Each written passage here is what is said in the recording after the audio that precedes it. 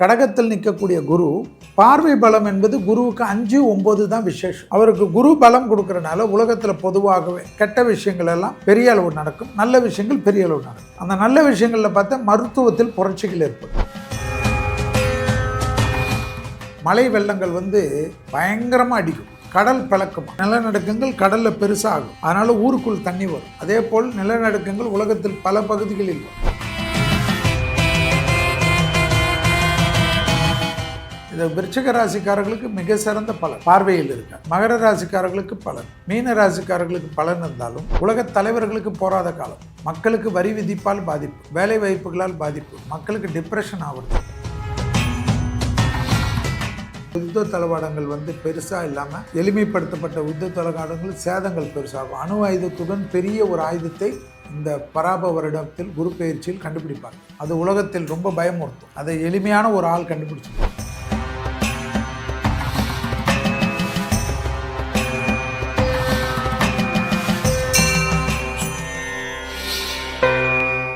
Provoke பக்தி நேயர்களுக்கு வணக்கம். இன்று நம்முடன் யதார்த்த ஜோதிடர் செல்வி அவர்கள் நம்மோடு இணைந்துள்ளார்.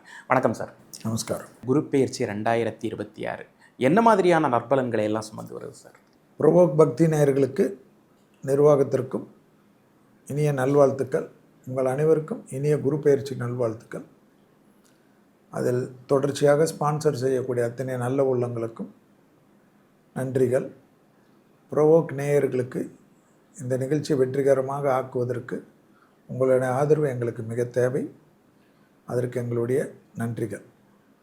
குரு பெயர்ச்சி என்பது ஒரு வருஷத்துக்கு ஒரு முறை. அது குரு பார்த்தால் கோடி புண்ணியம் என்பது ஒரு ஜோதிடத்தில் முக்கியம். சுபர் அவர். அதனால் மனித வாழ்க்கைக்கு 12 ராசிக்கும் அவர் குரு ஒரு இடத்துக்கு ஒரு முறை மாறி, இப்போ நீங்கள் பிறக்கிறச்ச ஒரு எக்ஸாம்பிள் கடகத்தில் இருந்தீங்கன்னா அடுத்த 12வது வருஷம் கடகத்துக்கு அவர் வந்துடுவார்.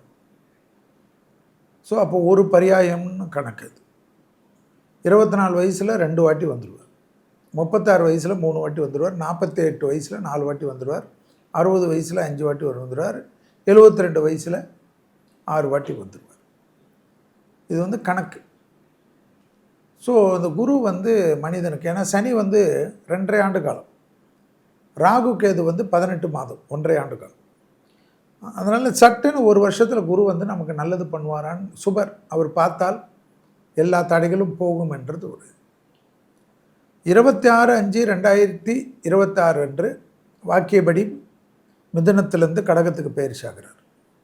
அதே திருக்கணிதம் பஞ்சாங்கம் ஃபாலோ செய்பவர்களுக்கு 2/6/2026 அன்று மிதுனத்திலிருந்து கடகம். ஸோ கடகம் என்பது பெஸ். குரு வாக்கியபடியாகட்டும் திருக்கணிதபடியாகட்டும் கடகத்துக்கு தான் பயிற்சி ஆகிறது. ஸோ அந்த கடகம் என்பது சந்திரனுடைய ஆட்சி பெற்ற வீடு. அது உச்சம் பெறக்கூடிய இடம். எது? குரு. கடகத்துக்கு குரு உச்சம் பெற்றாலும் அவர் கடகத்துக்கு 6க்கும் 9க்குரியவர் உச்சம் பெறுகிறார் என்பது தான் ஜோதிடம். அதில் ஆக்சுவலாக மேஷத்திலிருந்து மீனம் வரை உள்ள 12 ராசிகளுக்கு கடகத்தில் நிற்கக்கூடிய குரு பார்வை பலம் என்பது குருவுக்கு 5, 9 தான் விசேஷம். 5ஆம் பார்வையாக விருச்சகத்தை பார்க்கிறார், 9ஆம் பார்வையாக மீனத்தை பார்க்கிறார். மீனத்தில் ஏற்கனவே சனி இருக்கு. குரு பார்த்தா நிறைய விஷயம் நல்லது நடந்தாலும் சனி அங்கே ஏற்கனவே உலகத்தை ஆள வேண்டும் என்று, நியாயத்தை கற்பிக்க வேண்டும் என்று உட்கார்ந்துருக்கார். நியாயவானவர், தர்மவானவர். அவருக்கு குரு பலம் கொடுக்கறனால உலகத்தில் பொதுவாகவே கெட்ட விஷயங்கள் எல்லாம் பெரிய அளவு நடக்கும், நல்ல விஷயங்கள் பெரிய அளவு நடக்கும். அந்த நல்ல விஷயங்களில் பார்த்தா மருத்துவத்தில் புரட்சிகள் ஏற்படும், விவசாயத்தில் புரட்சிகள் ஏற்படும், கனிம சுரங்கள் கிடைக்கிறதுல கனிம சுரங்கங்கள், அதாவது பெரிய பெரிய சுரங்கங்கள், நிலக்கரி, தங்கம், புளூட்டோனியம், வைரம், இந்த பெரிய, அதாவது வைரத்துக்கு மேல் விலை உயர்ந்து கிடைக்கக்கூடிய சுரங்கங்கள்லாம் உலகத்தில் பல பகுதிகளில் கிடைக்கப்பெறும். பெட்ரோலியங்கள் நிறைய ஊர்களில் கிடைக்கும், இந்தியாவில் கிடைக்கும், பாலைவனங்களில் கிடைக்கும். பாலைவனங்கள்லாம் வசந்தங்கள் ஆகும். மழை வெள்ளங்கள் பயங்கரமாக அடிக்கும், கடல் பிளக்குமா. அதாவது நிலநடுக்கங்கள் கடலில் பெருசாகும், அதனால் ஊருக்குள் தண்ணி வரும். அதே போல் நிலநடுக்கங்கள் உலகத்தில் பல பகுதிகளில் வரும். அதே போல் பார்த்திங்கன்னா விவசாயத்தில் புரட்சிகள் ஏற்படும், கால்நடைகளில் புரட்சிகள் ஏற்படும், டெக்னாலஜியில் பெரிய அளவுக்கு வரும், மருத்துவ உபகரணங்களிலெல்லாம் வேறு லெவலுக்கு வரும். பெரிய பெரிய நோய்களுக்கெல்லாம் நான் ஏற்கனவே சொல்லிகிட்டு இருக்கிறேன், உங்களதுலேயே சொல்லியிருக்கேன்னு நினைக்கிறேன். கடந்த 3 வருடங்கள் 4 வருடங்களாக இதெல்லாம் நடக்கும். ஆனால் உலகத்துக்கு என்னதான் இருந்தாலும் இது பராபவ வருடம். இதில் வரக்கூடிய குரு பயிற்சி. அதே சமயம் குரு வீட்டில் சனி இருப்பது. டிசம்பர் வரைக்கும் கும்பத்தில் ராகு இருந்தாலும் சிம்மத்தில் கேது இருந்தாலும், டிசம்பர்லேருந்து மகரத்துக்கு ராகு, கடகத்திற்கு கேது மாறக்கூடிய காலகட்டம். குருவானவர் 1 வருடம் இருப்பார். இப்போ அதிகபட்சமாக திருக்கணிதம்படி ஜூன் 2 இருந்தாலும் அடுத்த ஜூன் 2 வரைக்கும் குரு பயிற்சி 3, அதெல்லாம் கணக்கில் வச்சுக்கணும். இது விருச்சிக ராசிக்காரர்களுக்கு மிக சிறந்த பலன் பார்வையில் இருக்க, மகர ராசிக்காரர்களுக்கு பலன், மீன ராசிக்காரர்களுக்கு பலன் இருந்தாலும் குரு ஒரு இடத்துலேருந்து எந்தெந்த வீட்டை பார்க்குறாரோ அந்த வீட்டுக்கெல்லாம் நல்லது நடக்கும் என்பது தான் மேஷத்திலிருந்து மீன வரை உள்ள ராசிக்காரர்கள் பொதுவாக எதிர்பார்க்கக்கூடிய விஷயம். உலகத் தலைவர்களுக்கு போராத காலம், மக்களுக்கு வரி விதிப்பால் பாதிப்பு, வேலை வாய்ப்புகளால் பாதிப்பு, மக்களுக்கு டிப்ரெஷன் ஆகுறது, டூ மச் கமிட்மெண்ட் வச்சுக்க வேண்டாம் என்பது என்னுடைய தாழ்மையான வேண்டுகோள். தங்க விலை உயர்ந்து கொண்டே போகும், தங்கத்தின் விலை கண்டிப்பாக உயரும், அதில் காம்ப்ரமைஸ்லாம் ஆகாது. தங்கத்தில் இப்போ முதலீடு செய்தவர்கள் ஒரு 2 வருஷம் 3 வருஷம் விட்டுட்டிங்கன்னா ரொம்ப அதிகமாக இருக்கும். அதே போல் நிறைய வேலை வாய்ப்புகள், நிறைய வெளிநாடுகள் வெளியூர்கள் எல்லாம் ஸ்திரமாகிறதுக்கு லேட் ஆகும். அதனால் ரொம்ப படையெடுப்பெல்லாம் இல்லாமல் உங்களுடைய விலைவாசிகளை உங்களுடைய செலவுகளையும் கண்ட்ரோல் பண்ணி எடுத்துக்கொள்வதும், முடிந்த அளவுக்கு இன்வெஸ்ட்மெண்ட்டு வெளிநாடுகளில் இருந்தால் 30% செய்து 70% தாய்நாட்டில் பண்ணி வைத்துக்கொள்வதும், செலவுகளை கண்ட்ரோல் பண்ணி வருதும், வேலையை மொத்தமாக நம்பாமல் இந்த வேலையை நமக்கு நிரந்தரம் கிடையாது, அது ஜோதிடத்துறையாக இருக்கட்டும், ஜோதிடத்துறையிலெல்லாம் ஏஐ புரட்சிகளை ஏற்படுத்துமா, மருத்துவத்தில் புரட்சிகள், டெக்னாலஜியில் புரட்சிகள், அதே போல் ஃபேஸ்புக்கு, ட்விட்டரு, இன்ஸ்டா இதெல்லாம் வேறு வந்துடும். நீங்கள் அப்கிரேட் ஆகிடுனே போவீங்க. அதாவது வயதானவர்களாக இருந்தாலும் அப்கிரேட் பண்ணிக்கலன்னா வாழ முடியாத ஆகிடும். எல்லாமே ரகசியங்களே இல்லாத ஆகிடும். பிரதமராக இருக்கட்டும், முதல்வராக இருக்கட்டும், செக்யூரிட்டிகளை டைட் பண்ணிக்கிறது, முழுதுமாக யாரையும் நம்பாமல் இருப்பது, நிறைய வாக்குறுதிகளை கொடுத்து மாட்டாமல் இருப்பது, நிறைய விஷயங்கள் நடக்கும். எல்லா இடத்துலையும் ஸ்திரமே இருக்காது. தியாகாரக்கியத்தில் தான் நிறைய பேர் பாண்டிப்பாங்க.